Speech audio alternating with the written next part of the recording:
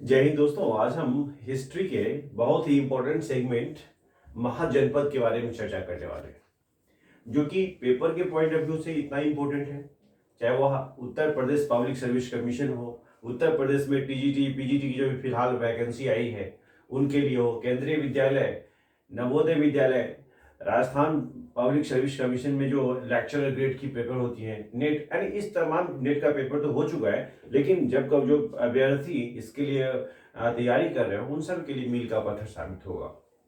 इससे अगर क्वेश्चन पूछा जाता है तो इन वीडियो को आप देखेंगे, समझेंगे किस तरह से महाजनपदों का विस्तार था, उसके बारे में हम लोग समझने की कोशिश करेंगे और जिससे जितने भी संभव ऑब्जेक्टिव क्वेश्चंस बनते हैं उन सबको हम समझने की कोशिश करेंगे। चलिए, अब एक बात महत्वपूर्ण और भी है कि प्राचीन भारत, मध्यकालीन भारत और आधुनिक भारत, इन सभी के जो वीडियोस हैं जो पेपर के पॉइंट ऑफ व्यू से ही बनाए गए हैं, उनका लिंक डिस्क्रिप्शन बॉक्स में है।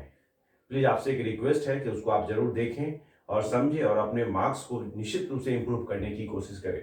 चलिए, आज हम फोकस करते हैं इस पर कि India in 6th century BC, यानी भारत की जो स्थिति 6ठी शताब्दी ईस्वी पूर्व में, यानी 6th सेंचुरी बीसी में, पूर्व में 6ठी शताब्दी ईसा पूर्व में क्या थी, उसके बारे में हम लोग चर्चा करेंगे।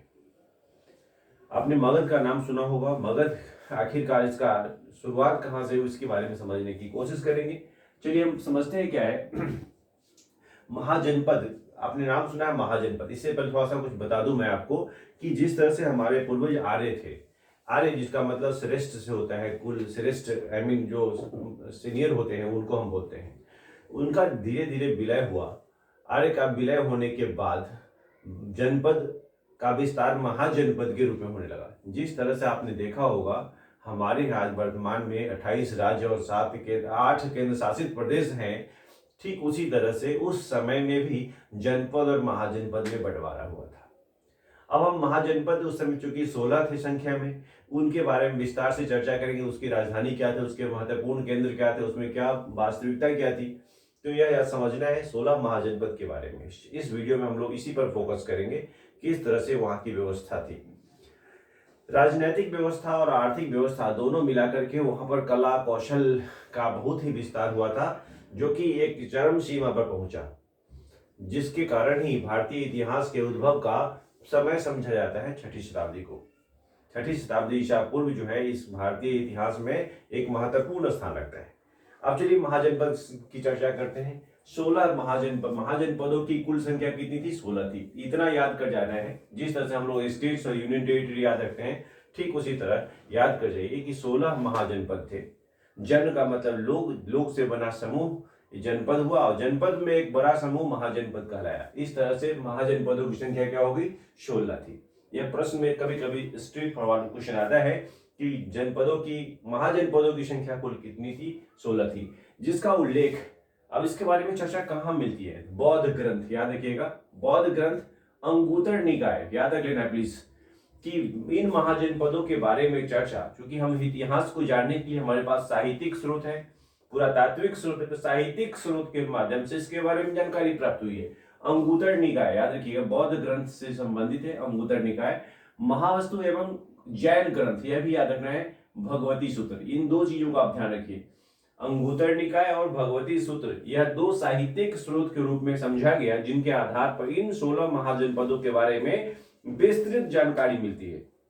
अब इन जानकारी को हम समझेंगे क्रमशः। अब यहां समझिए इसमें क्या जानकारी मिलती है कि इन 16 महाजनपदों का क्या मुख्य बिंदु क्या था, उसमें क्या क्या हुआ, इन तमाम चीजों को पढ़ेंगे हम लोग। चलिए, इसमें एक महत्वपूर्ण बात यह है कि जो 4 सबसे शक्तिशाली महाजनपद थे। अब इसमें समझना क्या है शक्तिशाली महाजनपद? शक्तिशाली का मतलब तो बहुत उद्देश्य, बहुत परिप्रेक्ष्य में होता है। तो इसमें जो 4 महाजनपद जो शक्तिशाली थे उनका नाम क्या क्या था? तो पहला था मगध, दूसरा कौशल, तीसरा वत्स और चौथा अवंती। आपको याद कर जाना है। इसमें मगध का जो नाम है यहाँ पर, मगध, मगध सबसे शक्तिशाली में महाजनपदों में एक था। 16 महाजनपद थे। जिस तरह से क्लास में बहुत सारे बच्चे पढ़ते हैं, जो फर्स्ट करता है, जो टॉप करता है, उसका कोई खास महत्व होता है, ठीक उसी तरह से मगध इन 16 महाजनपद में 4 सबसे शक्तिशाली थे। उनमें जो सबसे टॉप में आया उसका नाम आया मगध। आखिरकार क्यों आया? अच्छा, कोई भी जगह बहुत ही महत्वपूर्ण क्यों होती है, उसके पीछे राजनीतिक, सामाजिक, आर्थिक बहुत सारे कारण होते हैं। इन तमाम कारणों का यानी मगध के बारे में हम एक स्पेशल अगला वीडियो बनाएंगे, मगध का उत्कर्ष, इस तरह से, ताकि आप उससे संबंधित क्वेश्चन को आप परीक्षा में आसानी से सॉल्व कर पाए। तो इस तरह से याद रखिए, इससे 3 क्वेश्चन बन पाएंगे अभी तक। क्या हुआ कि महाजनपदों की संख्या कुल कितनी थी? 16। अच्छा, महाजनपद की जानकारी कहाँ से प्राप्त होती है? बौद्ध ग्रंथ अंगुतर निकाय, महावस्तु और जैन ग्रंथ भगवती सूत्र से प्राप्त होता है। यह पेपर में पूछा जाता है, ये किससे प्राप्त होती है जानकारी। और 4 शक्तिशाली महाजनपद थे, उसमें नाम आता है मगध, कोसल, वत्स और अवंती। चलिए, अब एकमात्र महाजनपद जो यूनिक होता है उसको भी याद रखते हैं, जो दक्षिण भारत से संबंधित है। दक्षिण भारत से एकमात्र गोदावरी नदी, क्योंकि दक्षिण भारत में गोदावरी नदी है, कृष्णा, कावेरी, गोदावरी सब साउथ की नदियां हैं। याद रखिए, एकमात्र महाजनपद जो दक्षिण भारत में थी, आई मीन साउथ इंडिया में, तो वह कौन थी? उसका नाम था अस्मक। तो जो चीज यूनिक होता है उसको भी याद रखते हैं। तो दक्षिण भारत में एकमात्र, दक्षिण भारत का एकमात्र महाजनपद अस्मक था, जो गोदावरी नदी के किनारे स्थित था। इसको भी याद रख लेना है। इस तरह से इन कुछ जो स्पेशल फीचर, हमने कुछ इंपॉर्टेंट को ही नोट किया है, तो आपसे रिक्वेस्ट इसको याद रखिएगा। बज्जी और मल्ल 2 महाजनपद थे जहां पर गणतंत्रात्मक व्यवस्था थी, यानी गणतंत्र की व्यवस्था थी। अच्छा, गणतंत्र और राजतंत्र में क्या अंतर है, हम इसके बारे में चर्चा करेंगे आगे, जबकि इसी वीडियो में हम चर्चा करेंगे। जबकि इसमें शेष में राजतंत्रात्मक व्यवस्था थी। अब शासन का जो तरीका है, गणतंत्रात्मक रिपब्लिक और या राजतंत्रात्मक, आपने सुना भी होगा राजतंत्र, प्रजातंत्र, इस तरह से। यहाँ पर बज्जी और मल्ल 2 ऐसे महाजनपद थे जहां पर गणतंत्रात्मक व्यवस्था थी, बाकी जगहों पर राजतंत्रात्मक व्यवस्था थी। अच्छा, गणतंत्र और राजतंत्र में अंतर क्या है, हम इसको समझाने की कोशिश करेंगे आगे। अच्छा, महापरिनिर्वाण स्तुत, महापरिनिर्वाण स्तुत में 6 महानगरों की सूचना मिलती है। 6 महानगर से इसके बारे में हमें जानकारी मिलती है। कभी कभी प्रश्न में पूछा जाता है कि उसमें परिनिर्वाण स्तुत में कितने महानगरों की जानकारी प्राप्त होती है, 10, 5, 16, 6, इस तरह से। तो आपको याद होगा 6 महानगरों की सूचना मिलती है उसके बारे में। वे कौन कौन थे? चंपा, राजगृह, श्रावस्ती, काशी, कौशाम्बी और साकेत। 1, 2, 3, 4, 5, 6, ये जो 6 हैं इसकी जानकारी प्राप्त होती है, राइट है। अब हम एक एक करके चर्चा करेंगे कि किस तरह से 16 महाजनपद थे, उसमें कुछ खास बातें अगर हैं तो उसको हमने नोट किया है, ताकि आपके पेपर में अच्छे मार्क्स आ सके, राइट है ना, और आपको ज्ञान का भी विस्तार हम कर पाए। चलिए, पहला आता है काशी। काशी याद रखिएगा, पहला महाजनपद में नाम आता है काशी का, जो कि राजधानी इसकी वाराणसी थी। क्या थी राजधानी? वाराणसी। तो पहला नाम याद रखना, काशी, जिसकी राजधानी वाराणसी थी। काशी का सबसे शक्तिशाली राजा याद रखिए ब्रह्मदत्त था। अब इस काशी जो एक महाजनपद था, उसमें जो सबसे पावरफुल जो शासक हुए, राजा हुए, वे कौन थे? ब्रह्मदत्त, याद रख लेना है, जिसने कोसल पर विजय प्राप्त की थी। तो कोसल जो कि दूसरी महाजनपद था, उस पर जीत हासिल करने वाला कौन हुआ? ब्रह्मदत्त। तो आपको 3 बातें याद रखनी है। महाजनपद का नाम काशी हुआ, जिसकी राजधानी वाराणसी है, और वहां पर जो शक्तिशाली राजा हुए उनमें एक नाम आता है ब्रह्मदत्त का, जिन्होंने कौशल पर विजय हासिल की थी। तो पहले साम्राज्य विस्तार का तरीका भी यही था, एक राजा दूसरे के क्षेत्र पर अधिकार करते थे, जीत हासिल कर लिए और उनके साम्राज्य को अपने में मिला लिए। इस तरह से वो अपने साम्राज्य का एक्सपेंशन आई मीन विस्तार किया करते थे। तो इसको समझिए कि ब्रह्मदत्त वहां का महत्वपूर्ण शक्तिशाली शासक था काशी का, जिन्होंने कौशल पर विजय प्राप्त की थी। दूसरा नाम आता है कौशल, याद रखिए कौशल। कौशल दूसरे महाजनपद में आते हैं, इसकी राजधानी श्रावस्ती थी। कभी कभी राज्य और महाजनपद और उनकी राजधानी से मैच द फॉलोइंग, इस तरह के क्वेश्चंस आते हैं, तो सो इसको ध्यान रखिएगा एटलीस्ट राज्य और राजधानी के बारे में। तो रामायण कालीन कौशल राज्य, जो रामायण के समय में जो कौशल राज्य, उसकी राजधानी क्या थी? अयोध्या थी। इसमें एक महत्वपूर्ण बात और भी याद रख लेनी है कि रामायण के समय में जो कौशल राज्य था, उसकी राजधानी क्या थी? अयोध्या थी। अगर प्रश्न में पूछा जाता है सब तो, अदरवाइज कौशल की राजधानी श्रावस्ती थी। अगला तीसरा महाजनपद अंग के नाम से जानते हैं, जिसकी राजधानी चंपा थी। याद रख लीजिएगा, वैभव तथा व्यापार वाणिज्य के लिए यह बहुत ही विख्यात था। यानी यहाँ पर अंग जो था वो एक मुख्य व्यापारिक केंद्र के रूप में समझा जाता था। तो आप इतना जरूर याद रखें कि व्यापार का विस्तार अगर होता है, व्यापार और वाणिज्य का विस्तार होता है, तो वहाँ की आर्थिक व्यवस्था सुदृढ़ होगी। जब आर्थिक व्यवस्था सुदृढ़ होगी तो निश्चित रूप से धन संपदा में कोई कमी नहीं होगी, वहाँ एक वैभवपूर्ण जीवन लोग जी पाएंगे। राइट है ना। तो एक व्यापार और वैभव का एक बहुत बड़ा केंद्र था अंग। चौथा नाम आता है मगध का, जो कि शक्तिशाली महाजनपदों में एक नाम आता था मगध।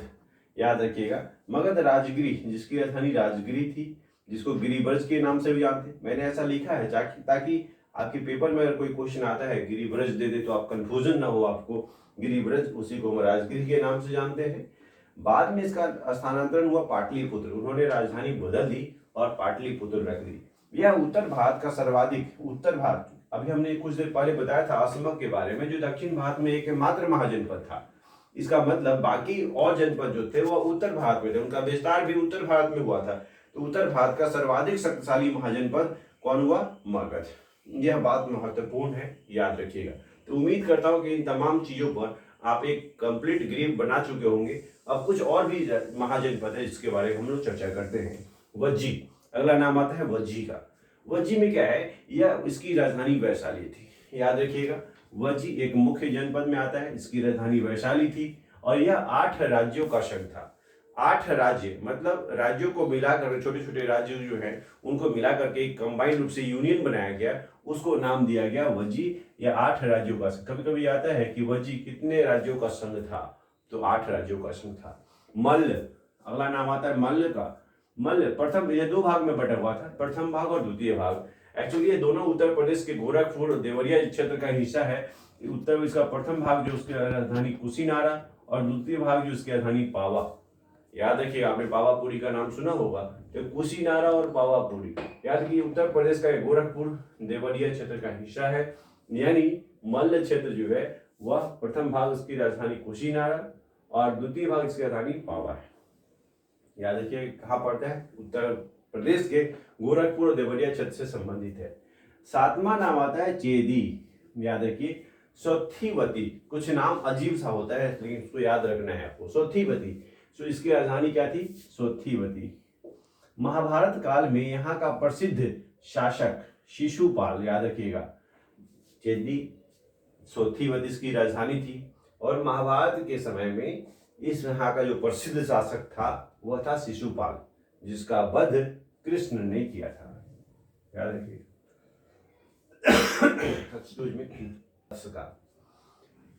वत्स, इसकी राजधानी कौशाम्बी थी। इसे बहुत कुछ याद नहीं रखना है।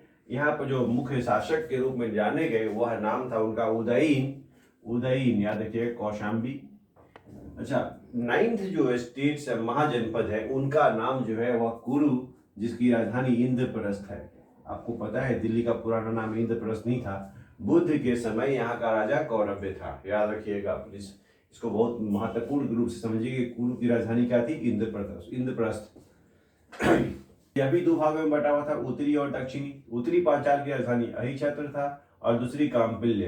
तो इन सभी महाजनपदों के बारे में तो नहीं पूछता है, लेकिन अगर मैच द फॉलोइंग आ जाता है तो इसलिए इसको एक बार जरूर ध्यान रखिएगा, क्योंकि इससे प्रश्न पूछे जाते हैं।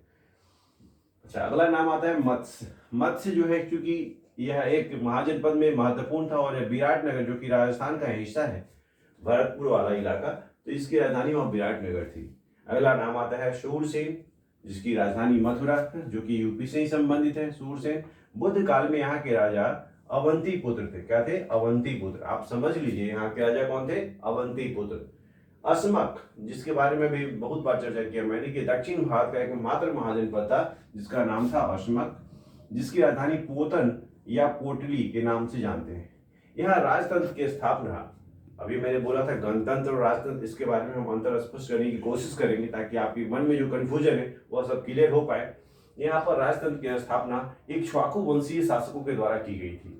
यहाँ पर राजतंत्र है इसका मतलब, और वहां पर राजतंत्र की व्यवस्था इक्ष्वाकु वंश के शासकों के द्वारा की गई थी। यह बात आपको याद रख लेना है। 14वां नाम आता है अवंती का। अवंती, याद रखिए, अवंती इसके उत्तरी क्षेत्र, जिसकी राजधानी उज्जैनी था और दक्षिणी क्षेत्र, उत्तरी और दक्षिणी दो भाग में बटे हुए थे।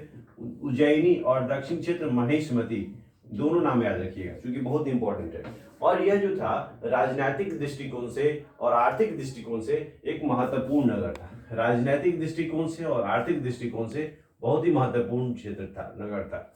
याद रख लेना है। अवंती, जिसके दो भाग बटे हुए थे, उत्तरी और दक्षिणी। उत्तरी भाग की राजधानी उज्जैनी और दक्षिणी भाग की राजधानी महेशमती थी। जो उज्जैनी था वह राजनीतिक रूप से महत्वपूर्ण व्यापारिक केंद्र था। आर्थिक दृष्टिकोण से, राजनीतिक दृष्टिकोण से बहुत ही उच्चतम स्थान प्राप्त कर रखा था। इसी क्रम में एक नाम आता है 15वां, जो कि गांधार। आपने सुना होगा उत्तर पश्चिमी हिस्सा गांधार, जो कि तक्षशिला, याद रख लेना है, तक्षशिला। तक्षशिला का नाम आपने बहुत परिप्रेक्ष्य में सुना होगा। वह शिक्षा एवं व्यापार का बहुत बड़ा केंद्र था। शिक्षा एवं व्यापार, शिक्षा के क्षेत्र में भी और उन्नत व्यवस्था थी और व्यापारिक केंद्र भी था, इसलिए इसका नाम ऐतिहासिक वैल्यू के लिए बहुत जाना जाता है। तो गांधार, या भी उस समय में गांधार की राजधानी तक्षशिला थी, जो कि शिक्षा एवं व्यापार का मुख्य केंद्र बन था। 16वां जो 16th महाजनपद थे वह थे कंबोज, जिसकी राजधानी राजपुर या हाटक थी। श्रेष्ठ घोड़ों के लिए विख्यात था। पहले घोड़ा, सेना में घोड़ों की एक बहुत व्यवस्था थी। राजा अपनी क्षमता के अनुसार घोड़ा रखा करते थे और एक प्रतिष्ठा सूचक टर्म भी था। तो श्रेष्ठ घोड़ों के लिए विख्यात था। यहाँ पे राजपुर में या घाटक बोले आप, इसमें श्रेष्ठ घोड़ा जो है वहाँ पर उपलब्ध था, इसलिए इसकी विख्याति होनी बहुत ही आवश्यक है। इसलिए कंबोज याद रखिए, कभी कभी आता है पेपर में, तो श्रेष्ठ घोड़ों के लिए जाना जाता है। ऐसा भी पूछा जा सकता है कंबोज किसके लिए जाना जाता था, तो इसके लिए क्या याद रखें, श्रेष्ठ घोड़ों के लिए जाना जाता था। तो उम्मीद करता हूं कि इन 16 महाजनपदों के बारे में जो कुछ भी बताने की हमने कोशिश की है, आप उन सबको समझ गए होंगे। अब एक और महत्वपूर्ण प्रश्न हमारे मन में उस समय से आया था कि राजतंत्र और गणतंत्र में हम अंतर स्पष्ट कर दें। उस समय जो राजतंत्र था या गणतंत्र था उसमें क्या अंतर था, मैंने लिखने की कोशिश किया है। या चूंकि जो बच्चे मेंस के पेपर दे रहे होंगे उनको भी ये लिखने के लिए आ सकता है, तो उसमें थोड़ा सा ध्यान रखें, उसको डिफाइन करने में मदद मिलेगी। राजतंत्र में क्या होता है, राजतंत्र में एकमात्र शासक, सिर्फ ओनली वन शासक होते हैं जो कृषकों से वसूले गए राजस्व का अधिकारी होता था। याद रखिए, क्योंकि शासन को चलाने के लिए पैसे की जरूरत होती है। पैसे मतलब टैक्स हम वसूलेंगे, राजस्व लेंगे, तभी तो हम उसको फुलफिल कर पाएंगे बाकी खर्चे को। तो वह जो कृषक से, किसानों से जो वसूल किए गए रिवेन्यू हुआ करते थे, उसका मालिक वही होता था, एकमात्र शासक, वह था राजतंत्र। राइट। लेकिन गणतंत्र में क्या होता है कि हर कबीला यानी हर इलाकों में अलग अलग राजा हुआ करते थे, वे अपने क्षेत्र के अधिकारी होते थे। यानी गणतंत्र में, राजतंत्र में सिर्फ एक होता था, जबकि गणतंत्र में प्रत्येक कबीलाई कुलीन के लोग जो होते थे का अधिकार सेपरेट किया गया था। अपने क्षेत्र के राजस्व को वसूलने का अधिकार, उसको खर्च करने का अधिकार उन्हीं के पास में था। दूसरे राजतंत्र में क्या होंगे, दूसरा नाम आता है कि राजतंत्र में ब्राह्मण का विशेष महत्व था, जबकि क्योंकि ब्राह्मण जो थे वह सत्तासीन जो एक राजा होते थे उसके बहुत करीब हुआ करते थे, जबकि गणतंत्र में ऐसी कोई व्यवस्था ब्राह्मण को नहीं मिल पाई, जो कि व्यवस्था राजतंत्र में थी। यानी ब्राह्मण का स्थान राजतंत्र में उच्च था, जबकि गणतंत्र में उतना स्थान नहीं मिल पाया, निम्न भी कह सकते हैं आप उसको। राजतंत्र में शासक के पास एक नियमित व्यावसायिक सेना हुआ करती थी। राजतंत्र में शासक जो राजा हुआ करते थे उनके पास एक नियमित व्यवसायिक कॉमर्शियल आर्मी हुआ करती थी, सेना हुआ होती थी, जबकि गणतंत्र में प्रत्येक राजा अपने सेनापति के अनुसार, उनको सेनापति जो आदेश देते थे उनके अनुसार वह अपने सेना का प्रबंध करने के लिए स्वतंत्र थे। यानी सेनापति के आग्रह पे ही सेना का व्यवस्था हुआ करता था, जो कि इसके लिए वो स्वतंत्र भी थे। तो कुल मिलाकर के राजतंत्र और गणतंत्र दोनों में आप अंतर स्पष्ट कर लिए होंगे। उम्मीद करता हूं कि यह समझ में आ गई होगी बात आपको। Thank you so much, you have to keep watching.